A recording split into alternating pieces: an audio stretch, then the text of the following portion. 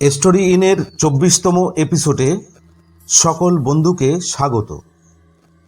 প্রতি শনি ও মঙ্গলবার আমি আপনাদের কিছু মূল্যবান সময়ে গল্প শোনাতে আসি। আমার গল্প শোনার পর যদি ভালো লাগে তাহলে আমার চ্যানেলটিকে সাবস্ক্রাইব করে আমার পাশে থাকুন। শুরু করছি আজকের গল্প। গল্পের নাম মাকে বলিস আমি ভালো আছি। গল্প পাঠে আমি আপনাদের প্রকাশ, সহযোগিতায় তিতলি ও পপি। মাঝরাতে দরজায় বেলের আওয়াজে ঘুম ভেঙে গেল। আমি মনে মনে খুব বিরক্ত হলাম, কিন্তু দরজা খুলে তো আমি অবাক। দেখি আমার খুব প্রিয় বন্ধু শুভ দাঁড়িয়ে দরজার সামনে। আমি বললাম, আরে তুই এত রাতে? বাড়িতে কোনো বিপদ হয়নি তো? শুভ একগাল হাসি দিয়ে বলল, আরে না না, তোকে অনেক দিন দেখি না, তাই চলে এলাম। আজ রাতটা তোর কাছে থাকবো, তোর কোনো অসুবিধা নেই তো? আমি বললাম, ধুর, অসুবিধা হবে কেন? তোর যত দিন ইচ্ছা তুই এখানে থাকতে পারিস।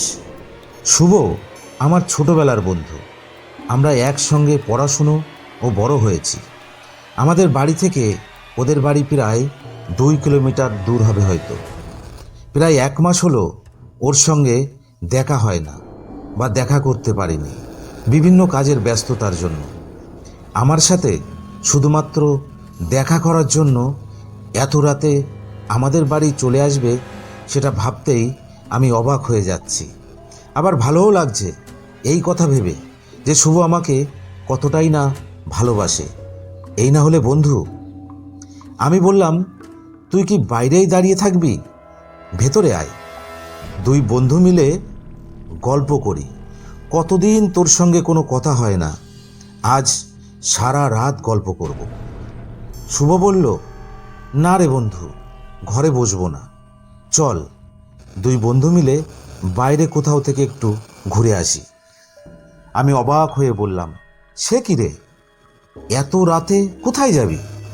আর তুই এত সাহসী কবে হলি?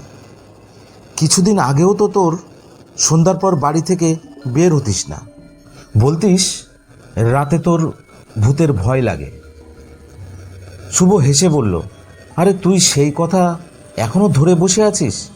এখন কি আর সেই দিন আছে? চল বাইরে চল। আমি বললাম, দেখ শুভ, আজ আকাশে কত সুন্দর একটা চাঁদ উঠেছে। শুভ শুধু বলল, হুঁ। আমি বললাম, আচ্ছা তোর কি হয়েছে বলতো? এখানে আসার পর থেকেই আমি লক্ষ্য করছি তুই একদম চুপচাপ। তোর মধ্যে আমার সেই বন্ধুকে যেন পাচ্ছি না। শুভ মৃদু হেসে বলল, না না, এমনিতেই।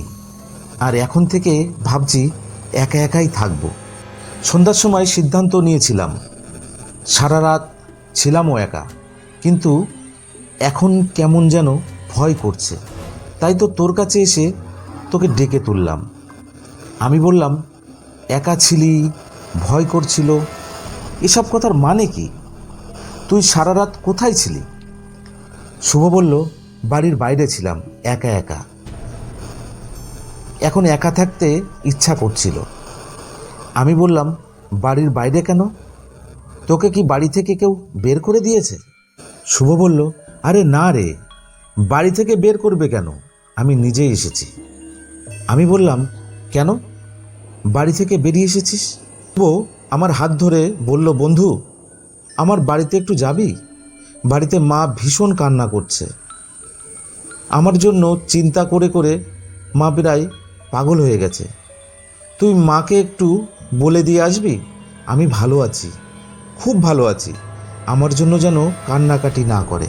আমি ভীষণ অবাক হয়ে বললাম, দেখ শুভ, আমি তোর কথা কিছুই বুঝতে পারছি না। কী সব বলছিস? বাড়ি থেকে কেন বের হয়ে এসেছিস? কি হয়েছে আমাকে খুলে বল, আর চল তোকে বাসায় দিয়ে আসি আমি। শুভ বলল, না রে বন্ধু, আজ আর বাসায় যাব না, আর একদিন যাব। তুই একটু যা না, মা খুব কান্নাকাটি করছে। এই কথা বলে শুভ আমাকে জড়িয়ে ধরে ভীষণভাবে কাঁদা শুরু করলো।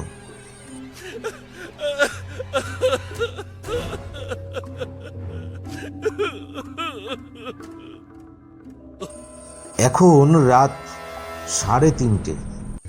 আমি শুভদের বাড়ির সামনে দাঁড়িয়ে। শুভকে কিছুতেই আনা যায়নি। ওকে বলেছিলাম, তুই আমার রুমে বস, আমি মাসিমাকে বলে আসছি যে তুই আমার কাছে আছিস এবং ভালো আছিস। শুভ বলল, আমি রাস্তায় আছি, আগে তুই মাকে গিয়ে বলে আয়, তারপর তোর সঙ্গে রুমে যাব। কি হয়েছে কিছুই বুঝতে পারছি না। শুভর কান্নার জন্য বাধ্য হয়ে এত রাতে আমাকে ওদের বাড়িতে আসতে হয়েছে। আমি নিথর পাথরের মতো দাঁড়িয়ে আছি। শুভর মা মানে মাসিমা আমাকে জড়িয়ে ধরে অঝোর ধারায় কান্না করছে।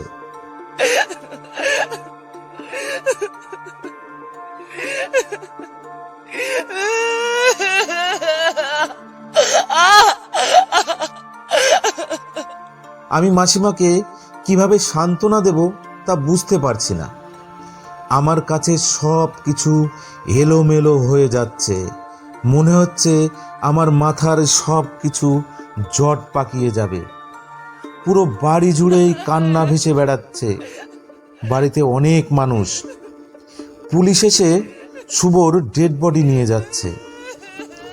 সন্ধ্যায় শুভ তার গলায় ফাঁস দিয়ে আত্মহত্যা করেছে। আমার বোধ শক্তি আস্তে আস্তে লোপ পাচ্ছে। এ আমি কি দেখছি, কি শুনছি? আমার সারা শরীর ঠান্ডা বরফের মতো হয়ে যাচ্ছে। আমি এতক্ষণ তাহলে কার সঙ্গে ছিলাম?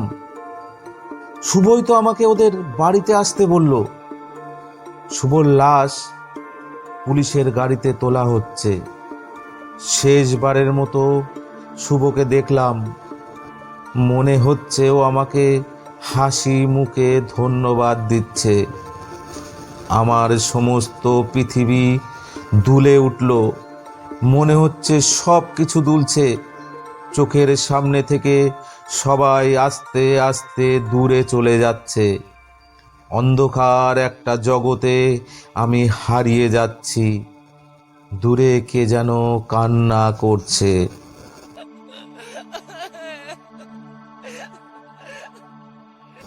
এসবের মাঝে কে যেন বলে উঠল, মাকে বলিস আমি ভালো আছি।